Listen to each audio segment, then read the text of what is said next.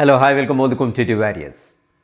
Yes, TET Telangana టెట్లో 7th క్లాస్లో నేలలో ఉండేటువంటి క్షితిజాల వరుస ఏదైతే ఉందో ఇటు టెట్కి అదేవిధంగా డిఎస్సి కూడా ఉపయోగపడుతుంది.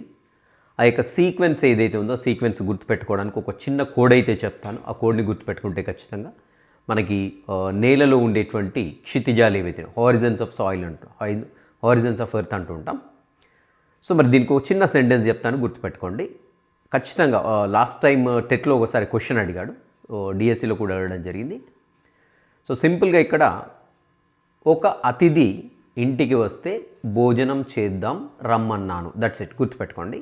ఒక అతిథి ఇంటికి వస్తే భోజనం చేద్దాం రమ్మన్నా. ఓ అంటే ఒక అంటే ఓ వచ్చేస్తున్నాడు, ఫస్ట్ లేయర్ వచ్చేసి ఓ.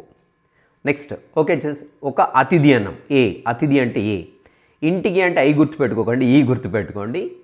ఫస్ట్ ఒక అంటే ఓ, అతిథి అంటే ఏ, ఇంటికి అంటే ఈ, భోజనం బి, చేద్దాం సి, రమ్మన్నాను ఆర్.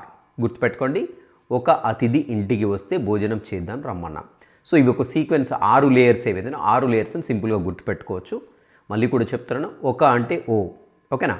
అతిథి అంటే ఏ, ఇంటికి అంటే ఈ, ఒక అతిథి ఇంటికి వస్తే భోజనం బి, చేద్దాం సి, రమ్మన్నాను ఆర్. సో ఈ ఆరు కూడా సీక్వెన్స్ గుర్తుపెట్టుకోండి. ఒక్కోసారి ఎలా అడుగుతాడు అంటే మొదటి లేయర్ ఏంటి, లాస్ట్ లేయర్ ఏంటి అడుగుతాడు.